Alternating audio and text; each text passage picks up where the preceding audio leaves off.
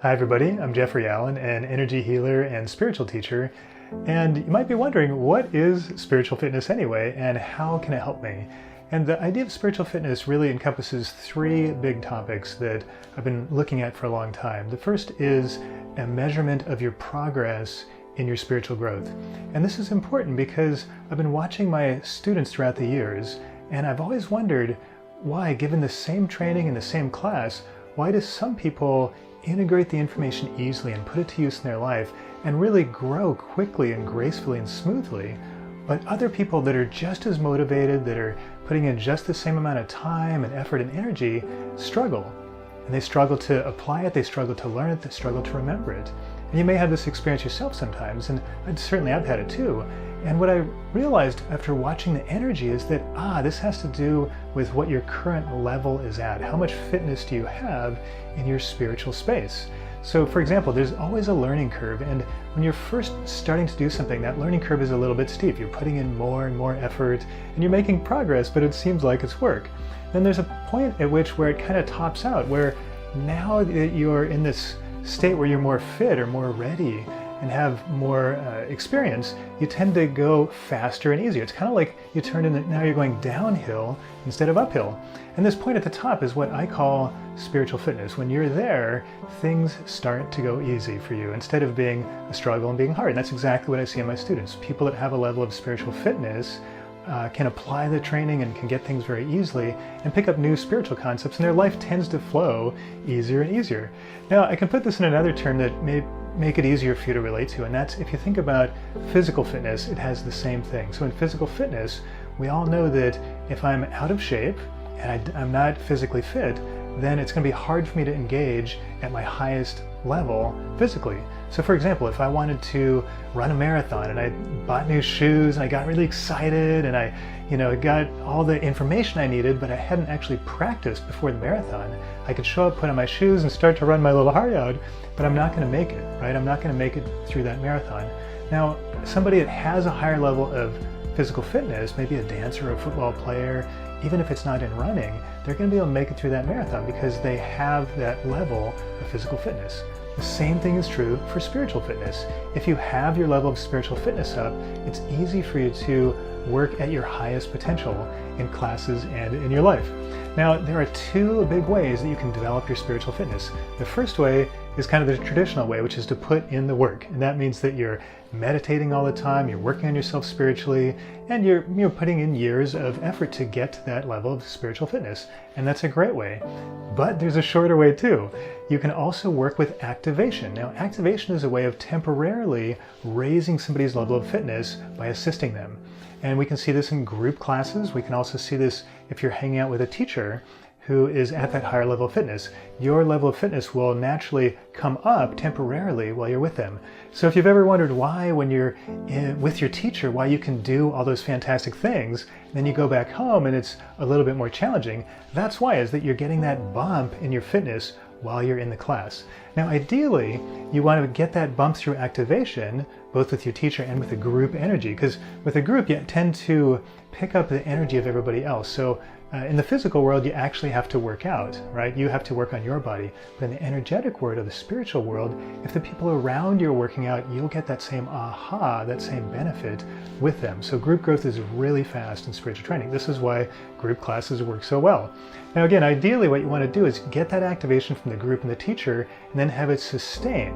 So just a little bit of practice on your own will let you sustain that level of fitness without having to go through all the work to get there on your own.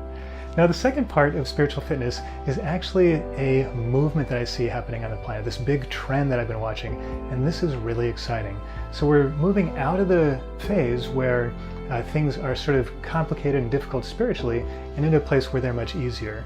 And you can look at this again in what happened with physical fitness. There's been a big physical fitness movement that happened within my lifetime. And I know when I was young, if I saw somebody running down the street, I didn't know why. I thought there was a fire or they were in a hurry or something. We didn't have this concept that they were trying to get into shape. And then later on, we'd see some people running, and then soon after that, that was kind of normal, then it was kind of hip, and now it's expected. And that was the physical fitness movement that we went through. Same movement is happening right now for spiritual fitness. We're going through this huge spiritual fitness movement where it was kind of weird not that long ago. If you said I'm meditating or I'm into energy or something, people thought you were a little bit nuts, and it just wasn't that great. Well, I'm here to tell you that those times are over. We're in the middle of this movement now. So if you talk about meditation, especially if you're talking at people that are at a high level of performance and productivity and impact, people get it. They're like, oh yeah, I meditate because it makes my day go better. I meditate because it makes my impact bigger in the world. It makes me more present and focused. It makes my relationships better. So people get it that meditation and spiritual practice affects all different areas of your life.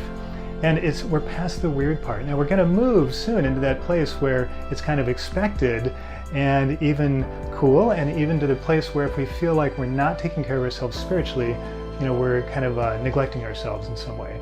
And I'm really excited to see that, because that's going to bring in a whole change in the way that we interact with each other on the planet. Because when you're at this level of spiritual fitness that we're all going to be at, you start to notice that we're all connected to each other, and some of the conflict and war and struggle that we're going through right now will actually get much better. Most of it will just go away as we move into this spiritual fitness movement a little bit deeper. So right now you've actually got 3 choices of what you can do with this big trend, this big energy of the spiritual fitness movement. 1, you can resist it and pretend it's not happening and fight against it.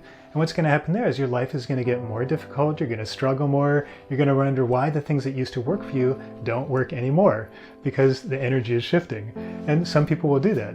Or 2, you can just kind of ignore it and just not engage. Now what's going to happen there is that you're going to miss out on the benefits of being more present in your relationships, being more present with yourself, of really interacting at that highest level that you can spiritually in all different areas of your life. You'll notice that your impact will be a little bit more difficult too. So you might be trying to do things and wanting to do things, but you can't quite make it.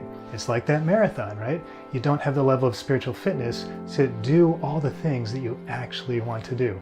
So that's if you ignore it. Now, number 3, of course, is the one I'm advocating, is that you embrace this spiritual fitness movement, and that you get some training and you work on it and you bring your level of spiritual fitness up, because then you can operate at that highest potential with your spirit, which again affects all different areas of your life. Personally, in your relationships, in your business, in your impact, everything is affected by your spiritual fitness. So that brings about the 3rd big thing that is spiritual fitness, and that is that spiritual fitness is really a lifestyle choice. So if you're tired of struggling and working really hard and kind of going around in the same patterns that you've been in before, choosing to go for spiritual fitness as a lifestyle will bring you out of that.